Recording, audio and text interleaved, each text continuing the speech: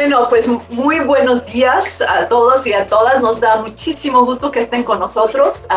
Ustedes saben que esta plática se tuvo que posponer de diciembre, que fueron, bueno, fechas complicadas para todos. Y entonces da muchísimo gusto por la flexibilidad de Dominic, que estuvo de acuerdo con cambiar y posponer esta plática para que podamos estar ahora sí, como aprovechar un poco más de la presencia de todos. Pues sin más, les presento a nuestro muy honrado conferencista de hoy, que es el doctor Dominic, profesor de la antropología en Rice University, donde también fue director y fundador del Centro para la Energía y la Investigación Ambiental en las Ciencias Humanas, el primer centro de investigación del mundo diseñado específicamente para promover el estudio del nexo entre la energía y el ambiente en las artes, humanidades y ciencias sociales. Junto con sus colegas en la red Petroculturas de la Universidad de Alberta, este centro ayudó a formar y dar sustancia al emergente campo interdisciplinario de humanidades enérgicas a lo largo de la última década. Al culminar este proyecto, Boyer editó el volumen Energy Humanities, a Reader, con Imre Sesman de la Johns Hopkins University Press, salió en 2017, un libro que estableció la agenda de este campo de estudio. Su libro más reciente, Energopolíticas, de la prensa de Duke University, parte de un geógrafo colaborativo, Viento y Poder en el Antropoceno, con Semeni Howe, y estudia la política del desarrollo del poder eólico en el sur de México. Su próximo libro se titula High Pole Subjects y forma parte de una colaboración con el filósofo Timothy Morton. Se enfoca en la política de la vida en el Antropoceno. Con Howe, recientemente Boyer realizó un documental sobre la pérdida del primer glaciar islandés, Ojukul, no sé si lo estoy pronunciando bien, perdón. Muy bien. Al cambio climático. Bueno, Not Oak o Not Okay, a little movie about a small glacier at the end of the world. Atrajo mucha atención mediática global e inspiró a The Economist para crear su primer obituario para un ser no humano.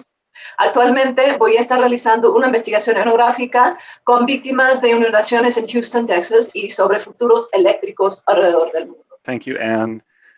Thanks to all of you for being here with us today. It's wonderful to be back here and talking about energy in Mexico and beyond, because my work on energy really began in Mexico. So I feel as though this is something that is a sort of return to the source for me in a lot of ways.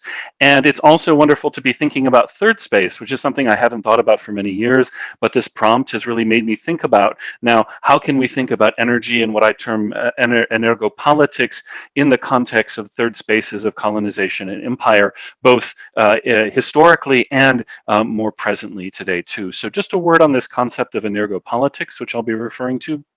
It's obviously a play on Michel Foucault's concept of biopolitics, and where Foucault had his concept of biopolitics is very much to do with a genealogy of the forces, the matrices of forces that constitute life and sexuality and control of the population.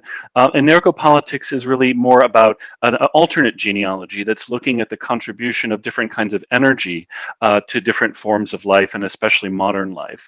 And one more thing I'll say about this is that I think in the Anglo-American tradition, often there's been a little bit of a misconceptualization of Foucault's concept of biopolitics, insofar as there's a tendency to think of it as a thing, because in the English language tradition, you normally think of power as a thing. But the wonderful thing about a term like biopouvoir is that pouvoir has the same double meaning that it had, poder has in Spanish too, where it's also a modal verb. It's something that allows something to happen. Yo puedo hacer algo. So in this sense, I think I want to think about politics here, or pouvoir, poder, as a kind of a mode of enablement, things that enable other things to happen. It's a sort of infrastructural relationship that I'm interested in thinking through with energy, and that'll become clear what I mean by that as the talk goes on. So the first part of my talk is going to be looking at plantation sucropolitics, so the energopolitics of sugar, and how that they've contributed to the making of European modernity through the colonization of the New World, and then later come back to talk about Mexico and wind power. So if we want to think about modern energy, often we intimately associate that with modern European civilization anyway, right? Nuclear power, petroleum, even wind and solar, all these forms of power have this very strong European imprint. But if you think about the pre-modern situation of energopolitics in many parts of the world, it's about wind, it's about water, it's about wood, it's about the labor of draft animals, animal products like tallow and beeswax and dung, vegetable products like peat and straw, all of these different energy forms that are giving, using as sources of fuel for heat and cooking and so forth. And the striking thing about them is that this sort of ensemble of different energy forms is quite constant for thousands of years, and Europeans have no special claim to any great innovations there for most of that time. In fact, almost all the innovations happen in Asia and the Middle East. But it raises the question of sort of what happens then that prompts the sort of the European modernity. And there's sort of two major ways of thinking about this that have come out of this field of energy humanities that Anne and Igor just mentioned. One is thinking about the role that plantations have played. And so here I have a quote from Donna Haraway speaking with Anna Singh about what they call the plantationocene, the plantation as a particular social and environmental form that was based upon the forced labor of multiple species. And Haraway says that the plantation depends on very intense forms of labor slavery across the multi-species, including also a machine labor slavery, building machines for exploitation and extraction of earthly powers. So there's a great sense, and we'll talk more about this in a second, that plantations are sort of the stimulus, if you will, to the modernization of energy. And the other major argument is that it's coal. And this comes from a very interesting article called Petromyopia by Chris Jones, who argues that with the exception of the development of settled agriculture, coal has arguably been the single most consequential energy transition in shaping the modern world order.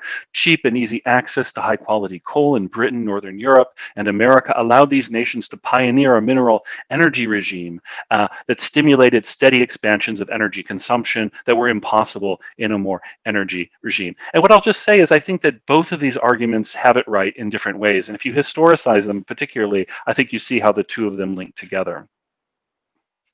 So I'd like to talk about the sucropolitical catalyst of European modernity because of how central sugar was to the project of New World colonization. This is something we've known from a book that's a classic. If you haven't read it, it's still worth a reread, Sid Mintz's Sweetness and Power, which talks about not only the impact of sugar as a form of empire, but also reciprocally the impact that it had upon the diet and culture of Europe along the way. There really was impossible to imagine the making of a modern working class in Europe without sugar.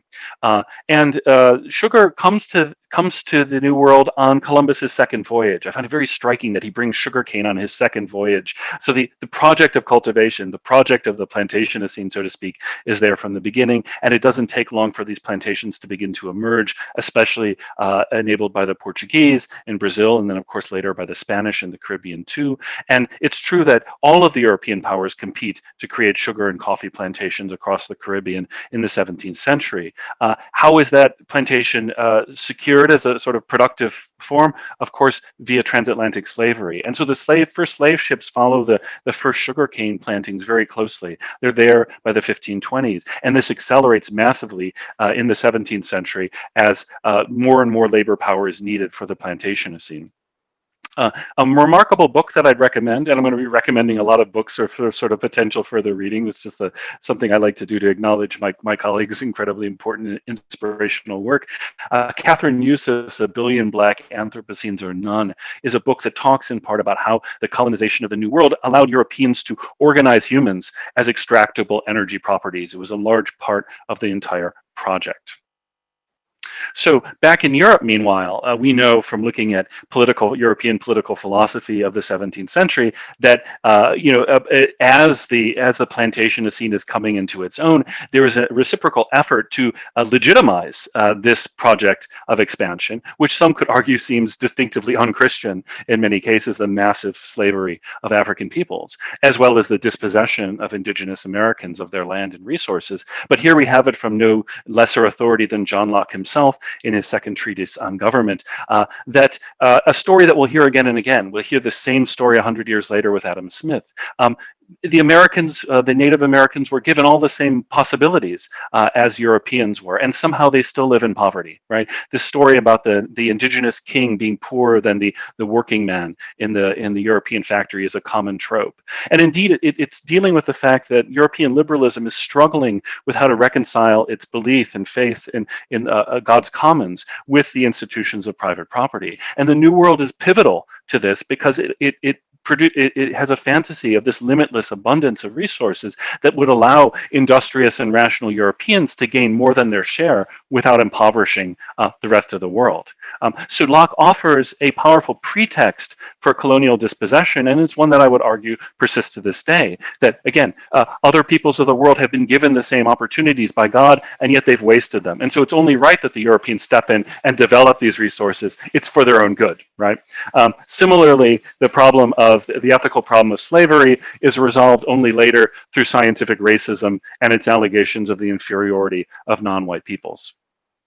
I'd like to look at Haiti as if you want to look at a case study, and here drawing on the work of Michel Rolfe-Trouillot's Silencing the Past, if you want to look at for sort of the epitomizing case, Haiti is a good one to look at because by the 18th century, it is alone. Its 3,000 plantations are exporting 60% of all the coffee and 75% of all the sugar that are being consumed in Europe. It's the absolute epitome of transatlantic plantation capitalism.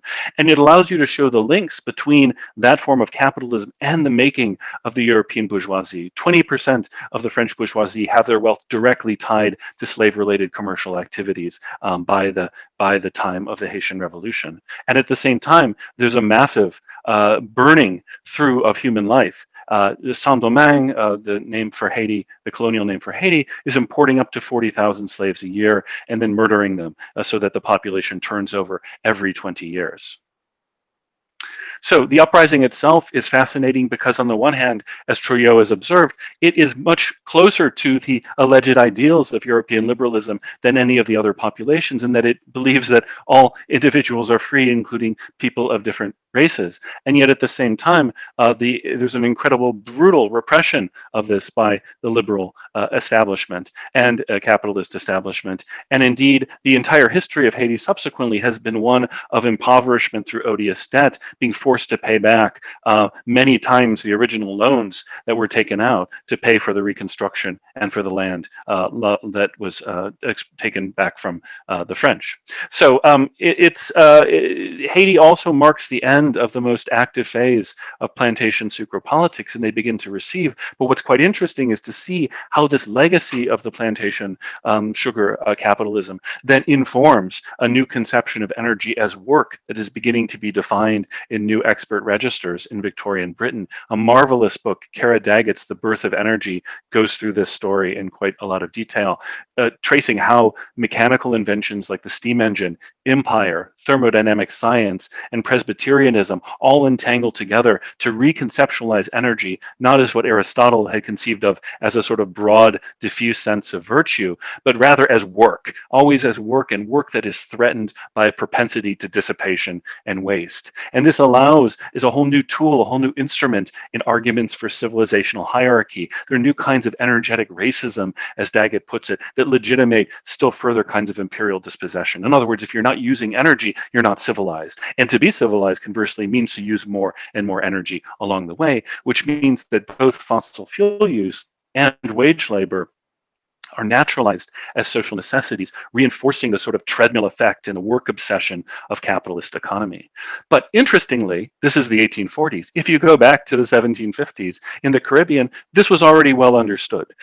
There's a remarkable guide to the operation of a Caribbean plantation that was published in 1754, which argues that, or a quote from this, Negroes, cattle, mules, and horses are the nerves of a sugar plantation. For the success of the whole consists chiefly in this, as in a well-constructed machine, upon the energy and right disposition of the mainsprings or primary parts. So this mechanistic conceptualization of society and humanity that's quite familiar from the European Enlightenment, you see it being born on the ground in the Caribbean plantations. But someone like Chris Jones is also quite right. over the course of the 19th century, there is a shift, and a dramatic one, from the organization of slave labor power in the New World to coal, which becomes, by the end of the 19th century, the new dominant enabling force behind European modernity in a whole new carbo-political regime of mines, machines, and industrial relationships. And David Hughes, in this very interesting book called Energy Without Conscience, makes this connection explicit, where he says, the lasting innovation of plantation slavery was a cultural understanding of production through long distance, high volume energy transport. So this naturalization of economic activity upon long distance relationships and intense use of energy is something that's carried over from sucropolitics to coal. And so this only increases, as you can see from this chart. First, in the late part of the 19th century, we begin to see a spike in the use of energy, and this only carries on through the 20th century as we invent something called the economy, and that economy is made to grow as a matter of the health of our biopolitics, let's say. And coal can't do it alone, so new kinds of energy forms are innovated or harnessed to take the project further. That includes, of course, petroleum, industrial hydropower, natural gas, nuclear power, and then today all the kinds of renewable energy forms that are appearing on the scene as well. I'd recommend a book like Timothy Mitchell's Carbon Democracy as a wonderful way to sort of follow that process into the 20th century, to see how certain kinds of energy forms and infrastructures both enabled and disabled particular political movements and institutions at different times, and also to point you towards Hermann Scheer, a sort of revolutionary energy thinker emerging from the space of German politics, one of the architects of Germany's solar revolution, who believed that it would be both possible to disrupt this whole fossil inheritance and yet still maintain a kind of cornucopian abundance of energy by harnessing the power of the sun. And this is my pivot point to talking about wind power in Mexico, because of course wind power is always a significant part of fossil emancipation strategies. And so what Simony Howe and I in our joint fieldwork have termed aeolian politics, so the politics of wind in Mexico, very much part of this story. So that's where I want to turn now. And I'll turn to some place that I imagine is familiar to many of you, the Isthmus of Tehuantepec. I'm sure you know it, but what may or may not be evident from this satellite photo is that there is a very advantageous gap in the Sierra Madre Mountains in the Isthmus that allows, because of the barometric pressure differential between the Gulf of Mexico and the Pacific Ocean, it creates a natural wind tunnel effect that is some of the best wind for terrestrial wind development anywhere in the world. If you've been to places like La Venta, La Ventosa, you know that this is fierce wind, especially in the winter months. It can strip the paint off boats. It can flip over tractor trailers with ease.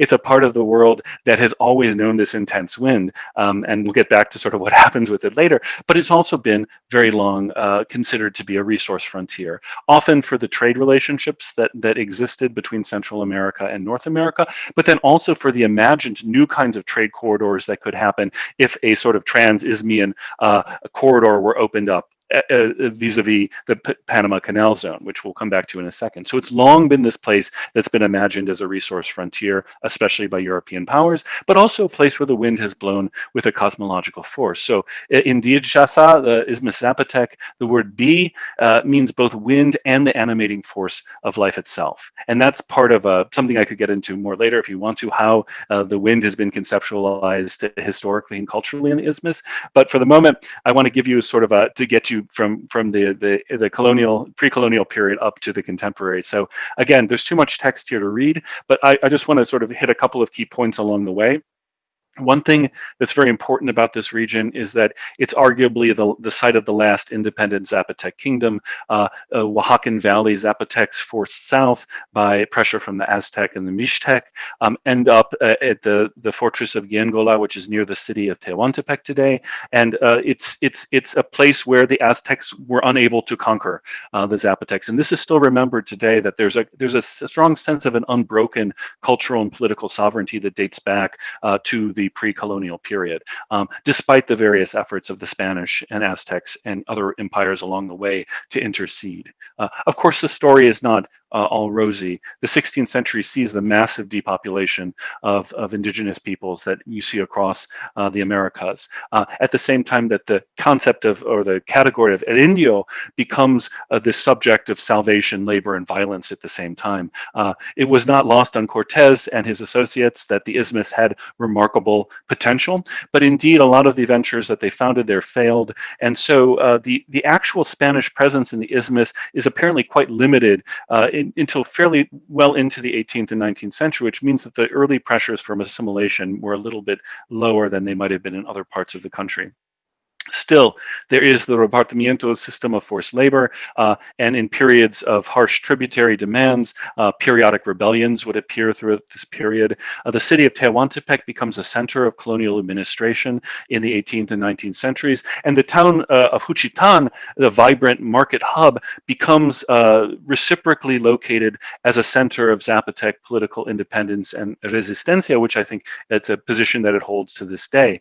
And you see this in the way that European travelers especially talk about Juchitan during the 19th century. So, or Juchitan or Gijigi in Zapotec.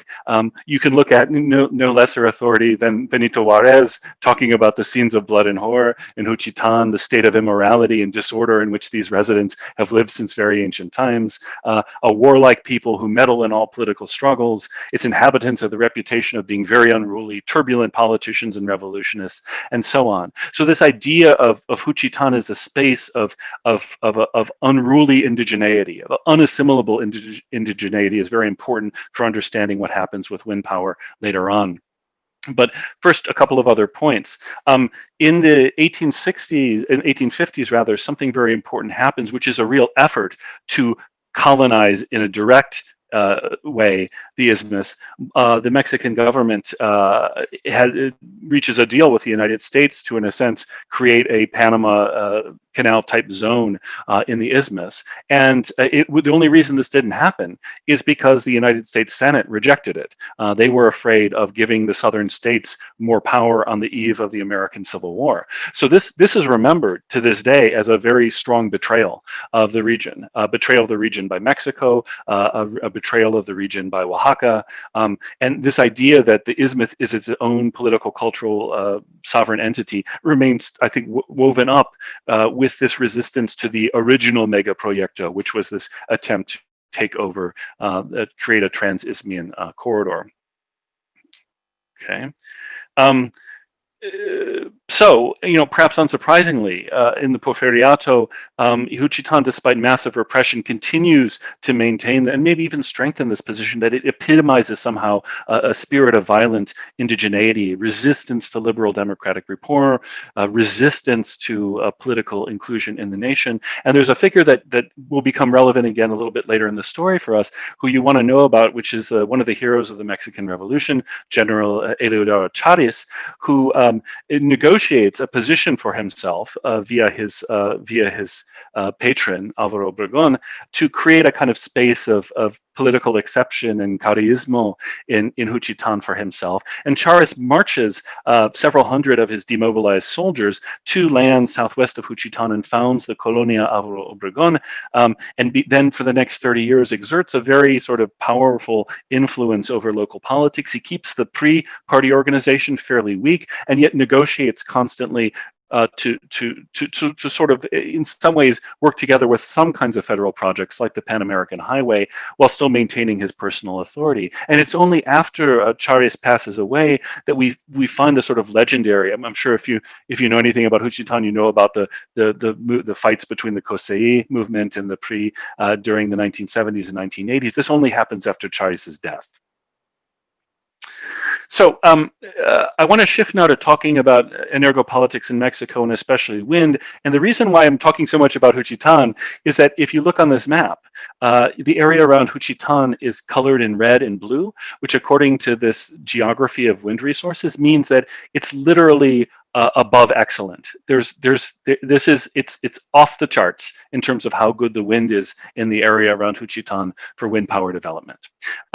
Now, I won't start there because, of course, you can't properly have a conversation about energy politics in Mexico without talking about petroleum first and foremost. I won't say a lot about it here, other than I'm happy to circle back to it later because I know it continues to cast a very long shadow over contemporary Mexican politics in the Peña Nieto presidency as well as under AMLO. But let me explain maybe a little bit about why it's so crucial. I only learned this through the course of my research. The Mexican oil production peaks in 2003 and then goes into a fairly rapid decline, so about a 50% decline between then and now. And we have it from our interview that Simone and I did with Felipe Calderon after his presidency, where he explained that as much as 43% of the Mexican federal budget, at least in his sexenio, was supplied by Pemex revenues. So all the biopolitical projects of the Mexican state would then, in one way or another, be having to rely upon these sales of oil. So in recent years, they faced the dual challenges of both declining production, but also declining global oil prices. And of course, as we're looking at the world today, and something I'm very happy to talk more about, is how long will it take for petroleum truly to be displaced? A lot is happening now in that space, and it may end up being displaced faster than a lot of people predict. We always hear 2050 or something like that. It could happen faster than that, and that, of course, raises still greater anxieties for what becomes of Mexican statecraft without this incredibly important source of revenue. But obviously, some Mexican presidents saw this issue coming, and I think Felipe Calderon does deserve some credit, at least for being very serious about recognition of the Anthropocene vectors and about the challenges to Mexican carbon democracy, to use Mitchell's picture. This is a picture that we took of him at his last wind park inauguration before he resigned. And although, again, in the United States, Calderon is remembered mostly for the era of drug wars and narco terror in Mexico, he ought to be also remembered for the general law on climate, which was extraordinarily ambitious, I have to say, for its time. Would be still ambitious in many countries today to mandate 35% of energy to come from low carbon sources by 2024, and with over 50% of that projected to come from wind power alone. So you begin to see why wind power is such a critical part of energy transition and energopolitics in Mexico today. Now, wind development in Mexico really doesn't start until the 1970s, is the first sort of federal investigations of the possibility of wind power, but they're very promising. And then when the justly controversial regimes of Salinas and Zedillo passed legislation to open the electrical sector to foreign investment, transnational capital begins to eye Mexico as a site for future development in a very eager way.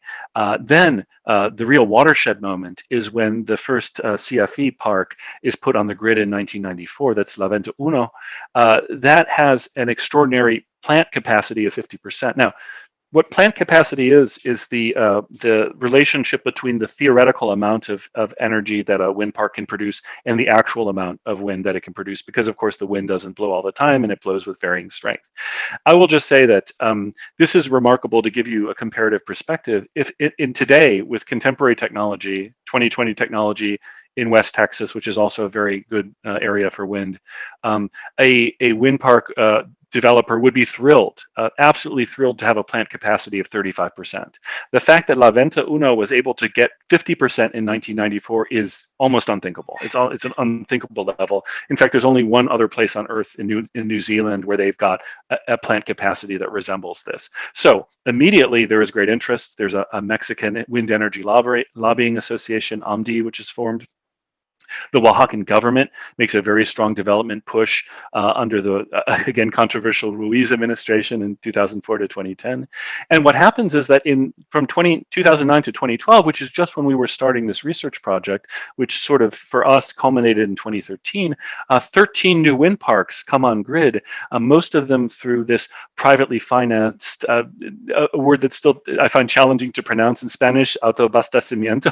I've tried it many times. I hope that was more or less correct. But it's basically a private-public partnership of industrial self-supply, meaning that a large corporation like Cemex or Walmart decides that they want to green their energy usage. They contract with a private developer to build a wind park for them. The wind park operates and gives them those clean energy credits. Meanwhile, CFE is sort of the broker that allows for the sale of energy in partnership, and in exchange for that often forces the developers to do other kinds of grid expansion work for them.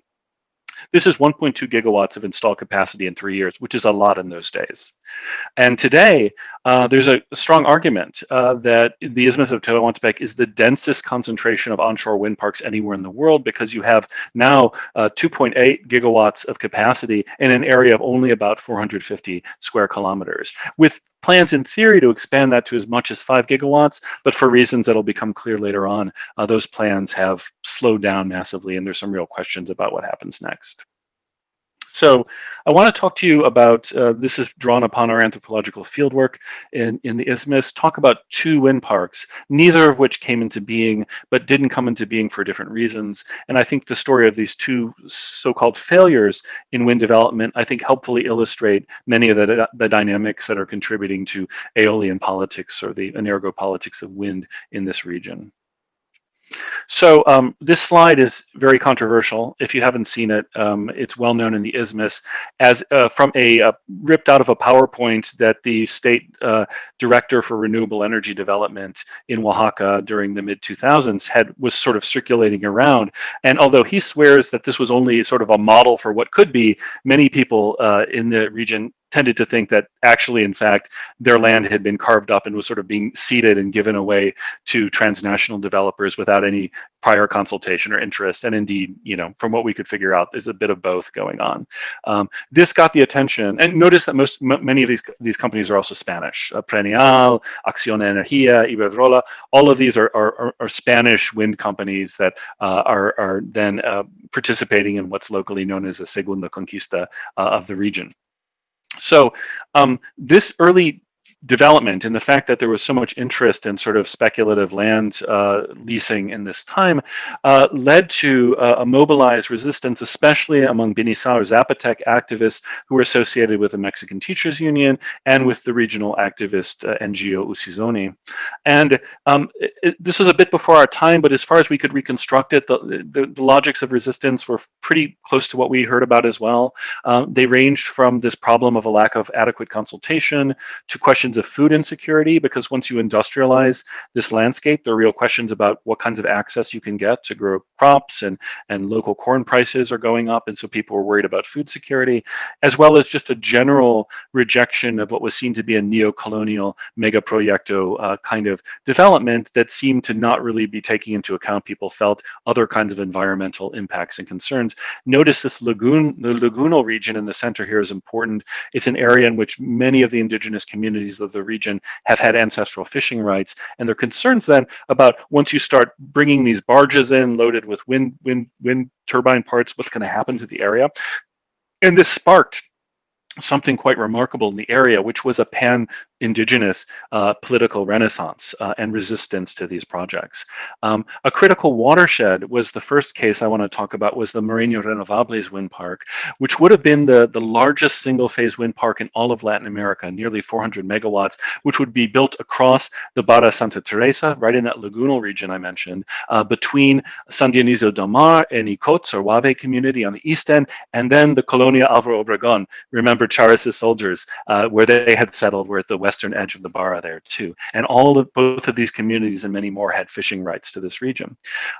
During 2012 and 2013, when we did most of our field work, there was a massive resistance campaign of a scale that I don't think the Isthmus had seen in decades. It brought together, for the first time, people said, Icots and Beniçá peoples in a project of self-defense against external influence and exploitation. And a new asambleas comunitarias began to proliferate around the region, promising not only the end of this wind park, but really a new era of political autonomy that would involve the end of political manipulation by local caciques, by the political parties. So we saw new community police organizations being set up, new indigenous language radio stations coming into being.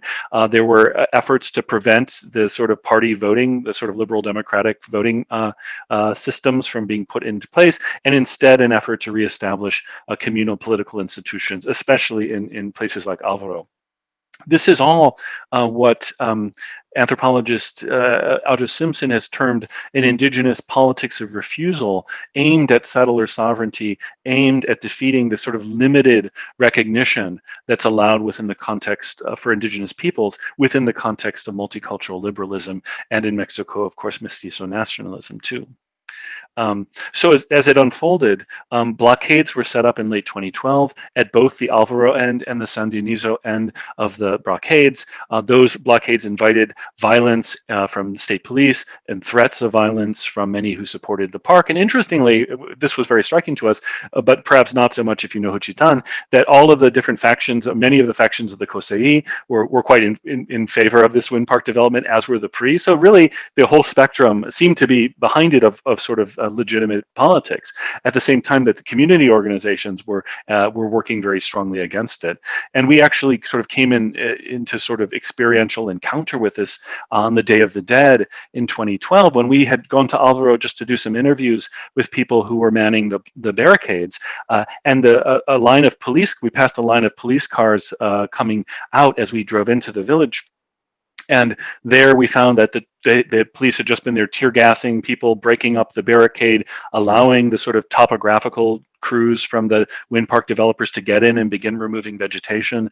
But it didn't last long, because later in the day, a group of several hundred community members and protesters returned, chased the police off, set up the barricade again, appropriated the company's trucks, which were then later sold for ransom, or in one case destroyed as a culminating event of a protest against the wind parks. And speaking with the leaders of this resistance, and especially the leaders of the new Asamblea Comunitaria, they said the blockade would continue indefinitely. If they want to see blood in the sand, let them come. We're the people of Charis. And everyone who was affiliated with the political parties, the government, Moreno Renovables, anyone affiliated with this company, were called out for their dispossession of land, resources, their assault upon the security of this community. The blockade held, which was, everyone expected it to go away. Everyone expected there to be some kind of a resolution to it politically or through some kind of bribery. But interestingly, the blockade held, and the project was canceled in May 2013, even though the Oaxacan government, which couldn't understand why people were so resistant to these parks, continued to try to find other communities to locate it in. And there's a good evidence that the park that was built in El Espinal in 2019 more or less is the same park in scale. So one could argue that eventually the park was built, but in a different form, in a different community than where it had been originally envisaged. And these are just some images from the street art of the resistance, which we found very powerful and resonant. The one of Don Quixote holding a wind turbine, was very striking.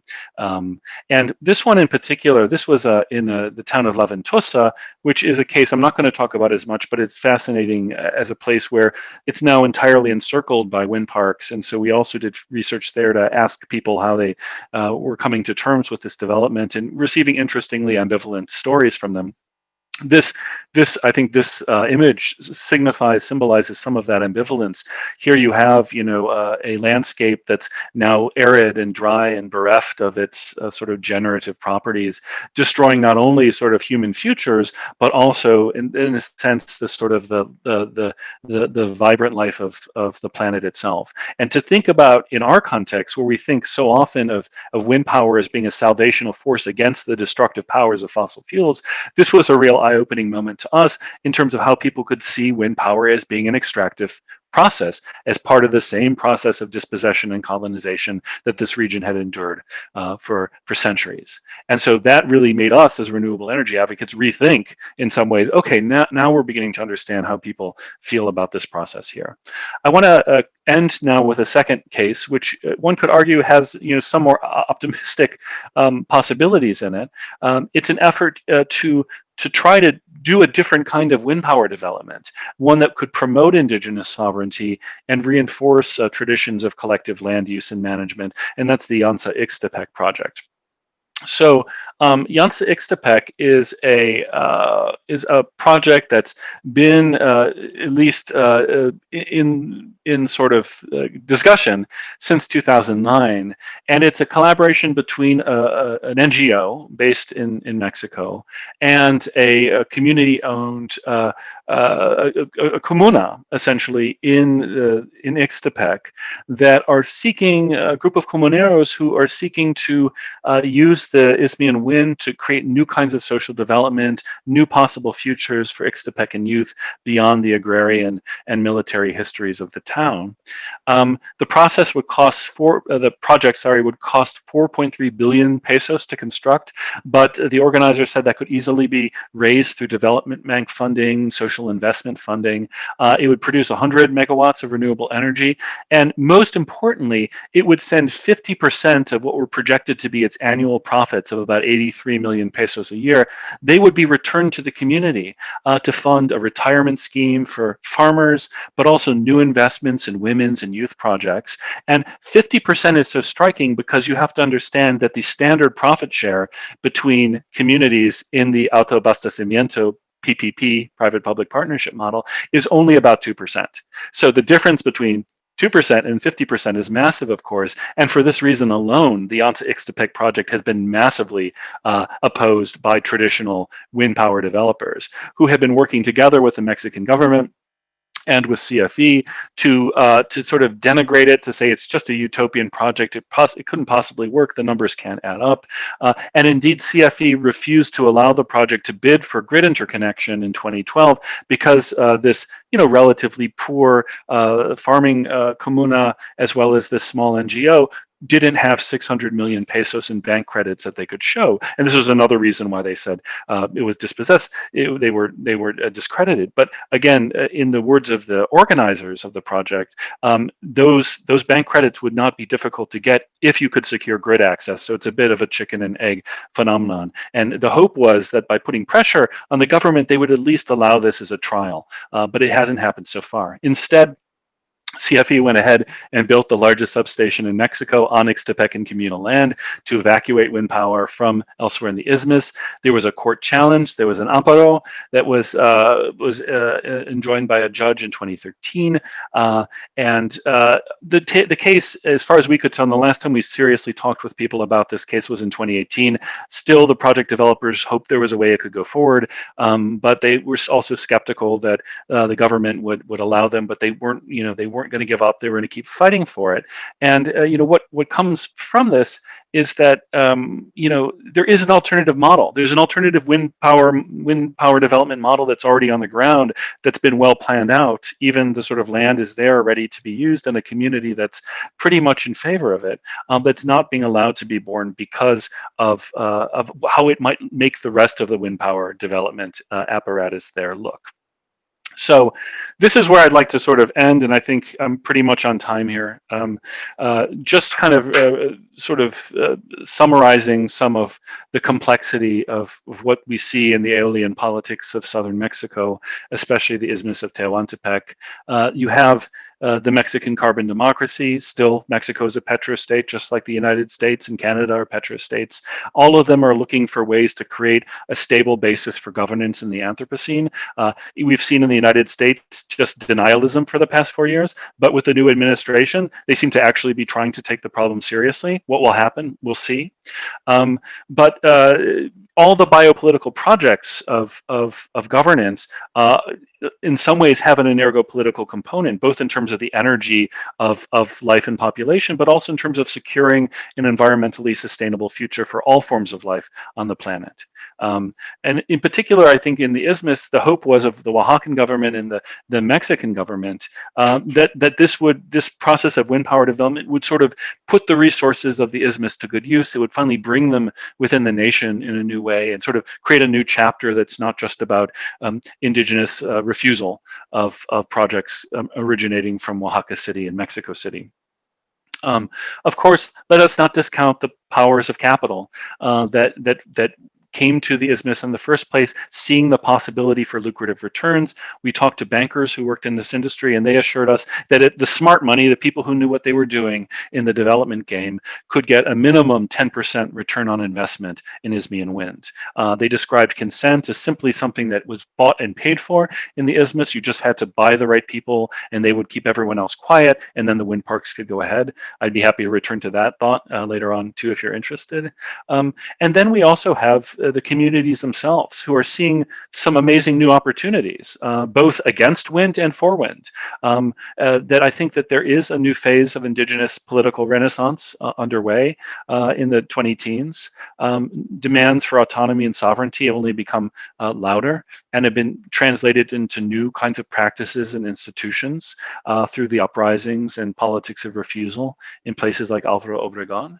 And whereas in Ixtepec, not far away, there is this effort of quite a fascinating effort to commensurate indigenous sovereignty with wind power and to create a futurity for indigenous traditions that I think is trying to break with this sort of the history of El Indio and the sort of colonial violence, and to create some kind of a decolonial model. I'll put it forward as a possible decolonial third space, but one that isn't really yet fully defined. And it may not be allowed to happen, but I see it as a space of possibility still, and one that I do hope could happen someday, if not there, then maybe somewhere else in Mexico. There are two books, if the stories are of interest to you and you want to read more in more depth, because I've covered a lot of material in a short amount of time. There are two volumes, Simony Howe's Ecologics and my volume, Energopolíticas, that try to tell different sides of this story.